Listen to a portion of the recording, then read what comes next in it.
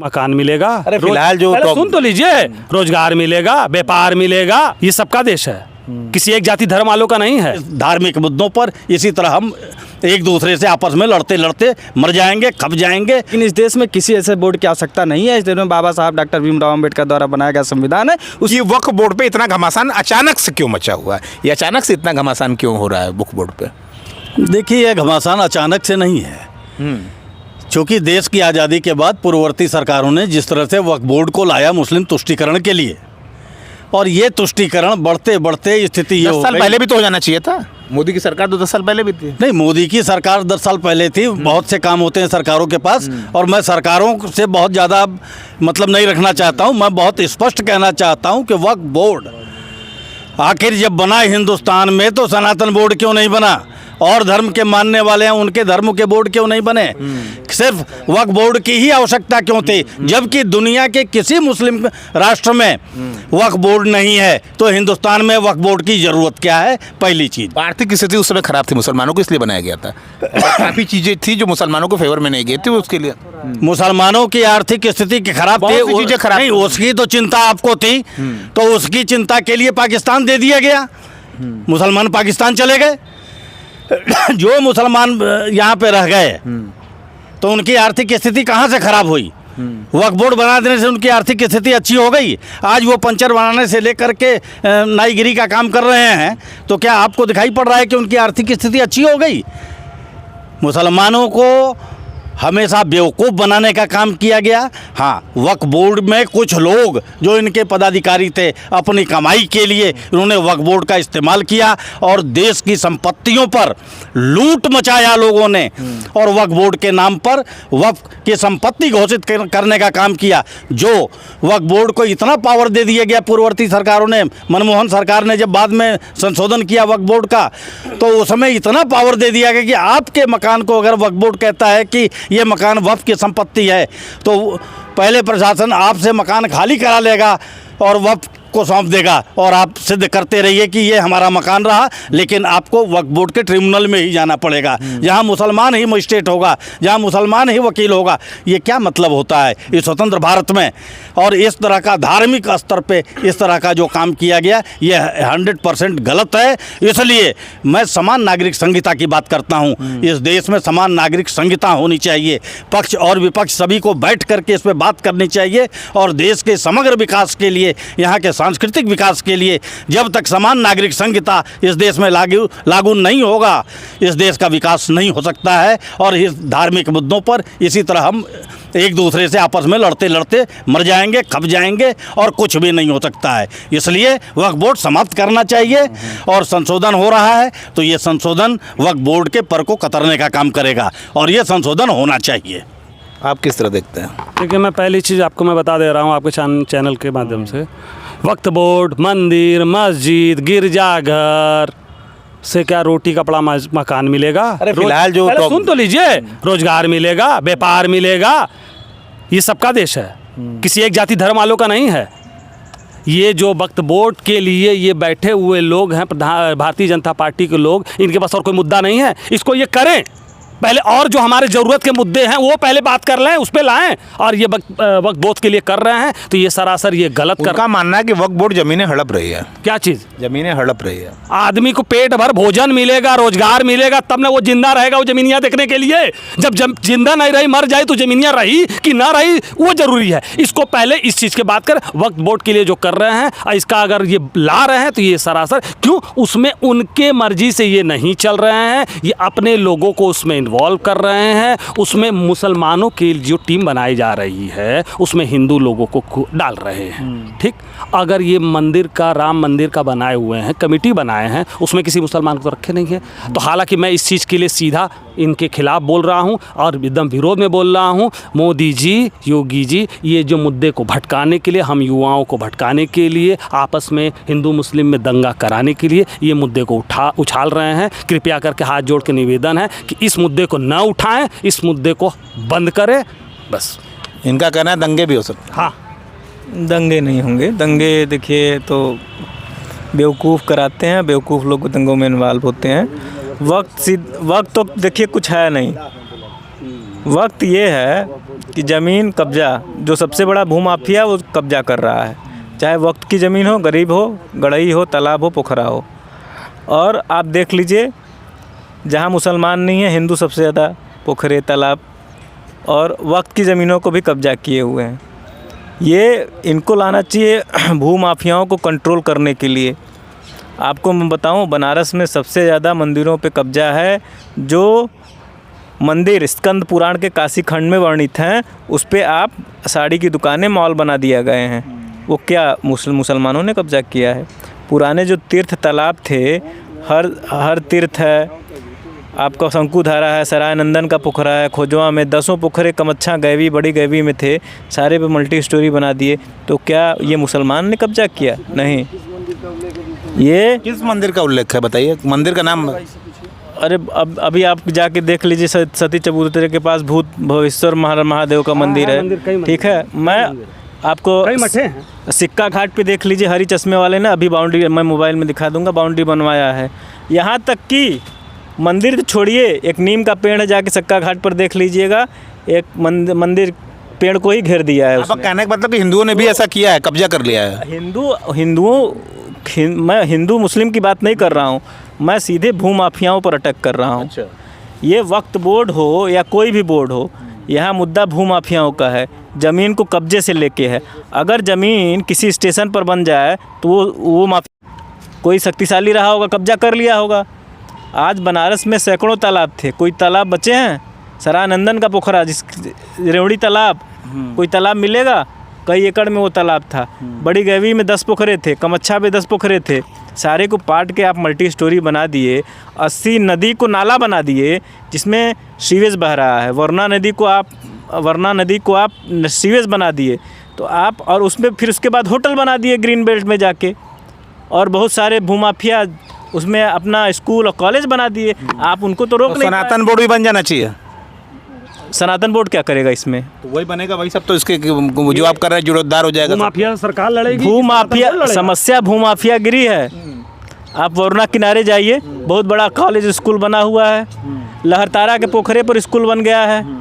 सरकार माफियाओं को तो खत्म कर नहीं पा रही है। मुद्दा है यहाँ, माफियाओं को तो खत्म कर नहीं पा रही है। 2-4 मुसलमान को मर चुके हैं, मर गए, मिट्टी में मिल गए हैं। आज उत्तर प्रदेश में अगर 10 बड़े माफियाओं का नाम अब जोड़ लेंगे और निकाल लेंगे तो हिंदू मिलेंगे। ये कहती है भारतीय जनता पार्टी कि मैंने अपराध खत्म कर दिया, अपराधियों खत्म कर दिया। आज अब पेपर अखबार उठा के देख लेंगे तो सबसे ज्यादा हिंदू मरते हैं।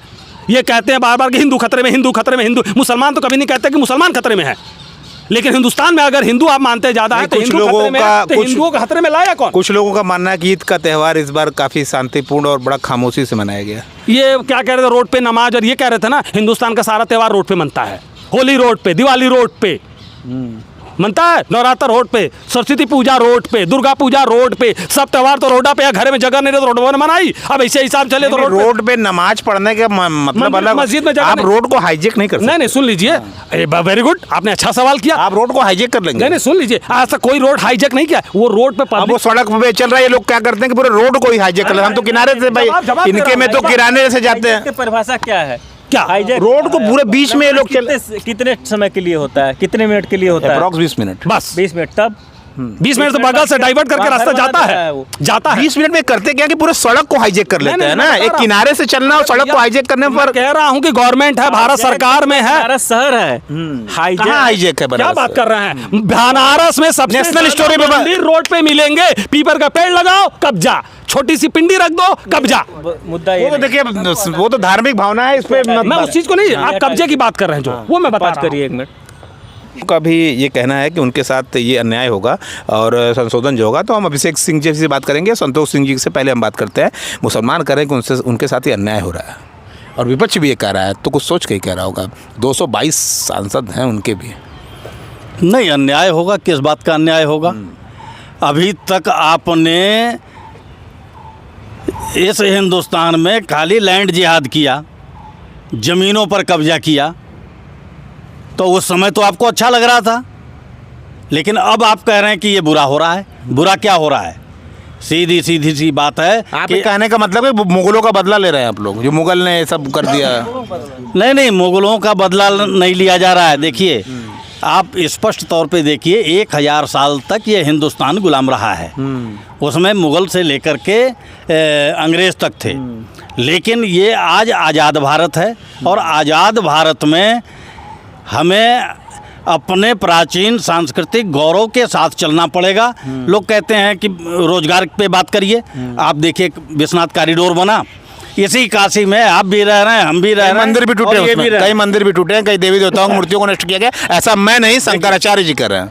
मैं ये कह रहा हूँ बहुत सी चीज़ें हैं, परिवर्तन हो में बहुत सी चीज़ें ख़त्म होती हैं और नई चीज़ें बनती हैं, इसमें कोई दिक्कत नहीं है। लेकिन रोज़गार की अगर बात करेंगे तो रोज़गार क्या उससे आपको बढ़ता हुआ नहीं दिखाई दिया?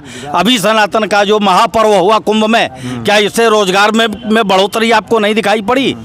पूरा हिंदुस्तान वहाँ इकट्ठा हुआ, देश विदेश से लोग आए, उसमें आपको रोजगार नहीं दिखाई पड़ता है। खाली सरकारी नौकरी मिल जाए तो रोजगार हो जाता है। अरे रोजगार के बहुत से माध्यम हैं, उन माध्यमों की आप बात करिए। इसलिए मैं पक्ष और विपक्ष सभी से कहूँगा, राष्ट्रहित में बैठ करके जो सही हो उस पे बात करें, क्योंकि ये आपस में लड़ने का काम करते हैं, सिर्फ सत्ता हथियाने का काम करते हैं। चाहे वो कोई भी पार्टी हो, उसका एकमात्र मुद्दा है मैं खुद कि इसका किसी समर्थन तरह कर रहा हूं। हम सरकार पे काबिज हो जाएं, सरकार हमारी बन जाए, लेकिन देश का विकास हो इस पर लोग नहीं बात करते हैं। इसलिए सबको एक साथ एकजुट हो करके राष्ट्र के विकास की बात करना चाहिए, क्योंकि एक भी सांसद एमएलए अगर जीत के आता है तो सिर्फ विकास के नाम पे जीत के आता है। युवा देश की शक्ति होते हैं। हमारे साथ 2 छात्र नेता भी हैं और युवाओं से ही अब देश आगे बढ़ता है। ये भविष्य के नेता हैं, हम इनका पक्ष जरूर जानेंगे कि ये क्या सोचते हैं। इनका कहना बहुत ज़रूरी है शो में। और हमारा जो शो है आप तो जानते ही हैं कि शिक्षा, स्वास्थ्य और बेरोजगारी पे सबसे ज़्यादा बेस्ट रहता है। खैर हम वक्फ बोर्ड पे जानना चाहेंगे अभय सिंह मिक्कू क्या कहते हैं, इनका क्या मानना है, क्योंकि बहुत जरूरी है इनका बात रखना। जी, सबसे पहले मैं आपको बता दूं, मैं भविष्य का नेता नहीं वर्तमान का नेता हूं। नेता वही है, नेता की परिभाषा है जो सही को सही और गलत को गलत कह सकने की जिसमें क्षमता हो। आप एक बताइए, कोई पॉलिटिकल एंगल नहीं, कुछ नहीं, अभय सिंह मिक्कू का मत क्या है? जी, मेरा मत यही है कि जो वक्फ बोर्ड आज संशोधन 2025 हुआ है, हम इसका स्वागत करते हैं। किरण रिजिजू जी और वो गृह मंत्री अमित शाह जी का हम आभार व्यक्त करते हैं, उन्होंने अहम फैसला लिया।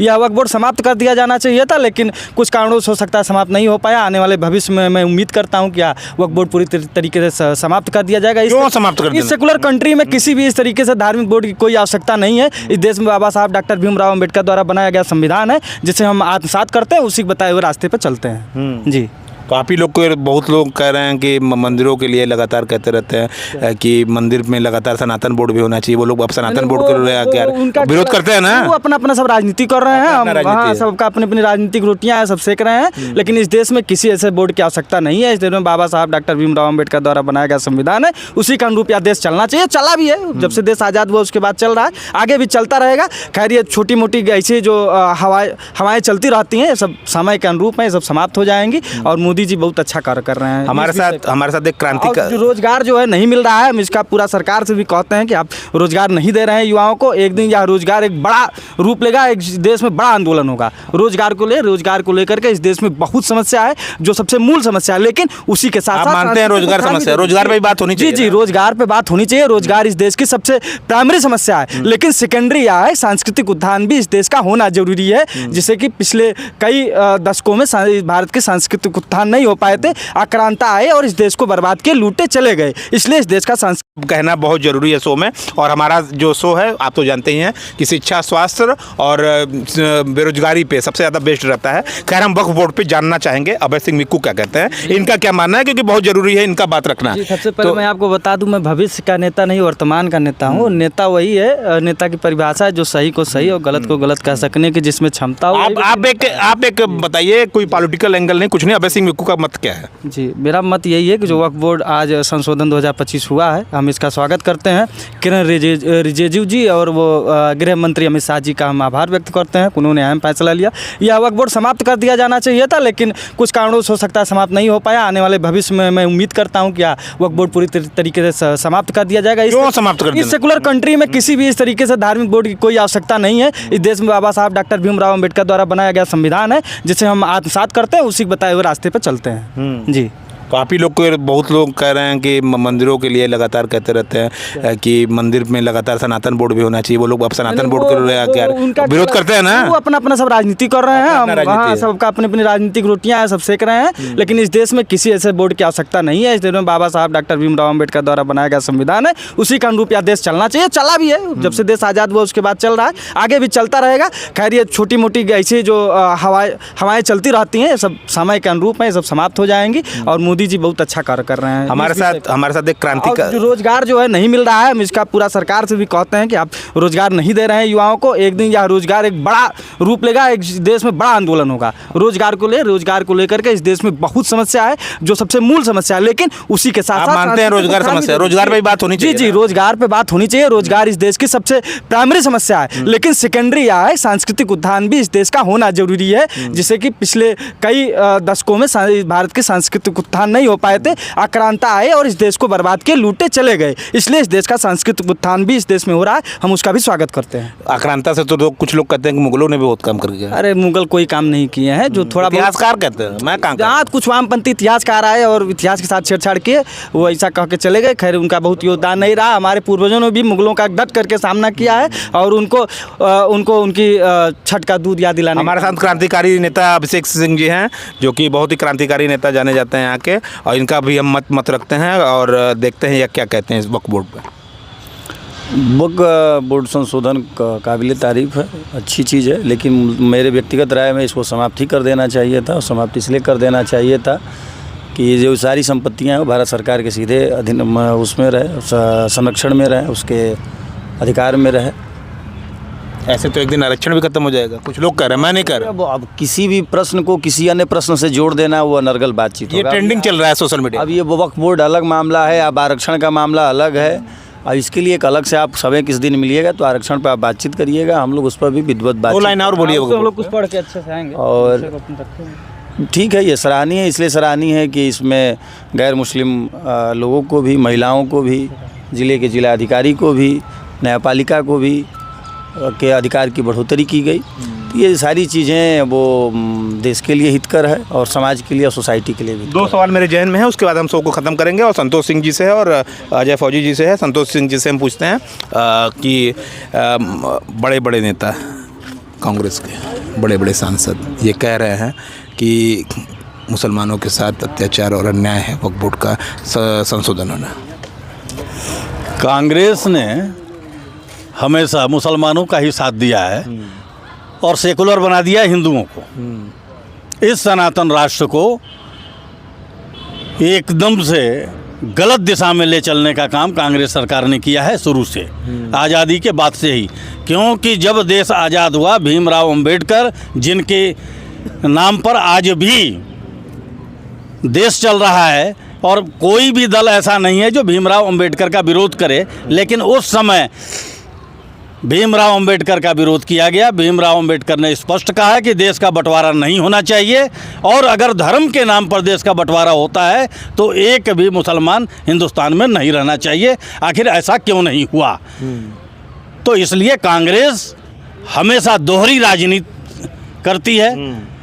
वो एक को खुश करती है वोट के लिए और दूसरे का पर कतरने का काम करती है। इसलिए कांग्रेस अब समाप्ति के दौर पे चल रही है, और आज के तारीख में देश में यहाँ के मुद्दों पे बात करना चाहिए। और वक्फ बोर्ड एक अलग चीज़ आ जाती है, वक्फ बोर्ड को भी समाप्त होना चाहिए, इसमें कोई संशोधन नहीं होना चाहिए, लेकिन उसके बाद भी अगर संशोधन हो रहा है तो अच्छी बात है। आखिरी सवाल आपसे है कि इतना हंगामा क्यों? अब आज तो बड़ा अनिवार्य कर दिया गया, समाजवादी पार्टी के नेताओं को विपक्ष कह रहा है कि हम तो हंगामा करेंगे, साफ साफ कहा गया है। क्योंकि भारतीय जनता पार्टी के पास कोई मुद्दा रहता नहीं है तो वो इसी तरह हंगामा कराने का कार्य करता है। सबसे बड़ी चीज़ मैं बता दूं कि भारत को छोड़ दिया जाए तो संशोधन के खिलाफ क्यों है? क्या चीज़, पहले पूरी बात सुनिए। संशोधन के खिलाफ है, संशोधन से मिलेगा क्या? हमें मिलेगा क्या? जैसे चल रहा था वैसे किरण रिजिजू कह रहे हैं कि मुसलमानों के लिए बहुत अच्छा कर रहे हैं, उनकी बेहतरी के लिए, उनकी बेहतरी के लिए कर रहे हैं। किसके बेहतरी के लिए? यही इससे ये बिल से ही क्या बेहतरी हो जाएगी हिंदुस्तान की? मुसलमानों की बेहतरी हो जाएगी? हो जाएगी नहीं ना। जिस देश में ये सब पंचायत नहीं है वो देश आज तरक्की किया हुआ है, और जिस देश में भारत में ये सब चल रहा है, रोटी कपड़ा मकान के लिए लोग तरस रहा है। भीमराव अम्बेडकर जी हमारे भगवान थे, हैं और रहेंगे। अगर इतना ही चिंता है किरण रिजिजू जी को, तो राम जी को भी भगवान को बुला ले, मौला भगवान को भी बुला ले, ईसाई भगवान को भी बुला ले, और गिरजा वो जो सिख ईसाई भगवान होते हैं उनके भगवान वही फरिया ले। वो एक साथ कोई नहीं है, उनको दिक्कत है यहाँ जनता को लड़ाए जा रहे हैं आपस में। ये तो हमारे साथ लगातार लोग कवरेज कर रहे थे, और हमारे शो में संतोष सिंह जी भी आते रहेंगे जो कि अध्यक्ष जी हैं, और अजय फौजी जी भी अपनी बात रखते हैं। हमारे शो की खासियत यही है कि लोकतंत्र में हम सबको अपनी बात रखने का अवसर देते हैं, इसलिए हम विभिन्न पार्टी के लोगों को ही बुलाते हैं, ताकि किसी को ये न लगे कि एक पार्टी का हम कभी पक्ष रखते ही नहीं, अलग अलग लोगों को हम बुलाते हैं। रिपब्लिक हिंदुस्तान के लिए संतोष सिंह और अजय फौजी जी के साथ जितेंद्र यादव, धन्यवाद।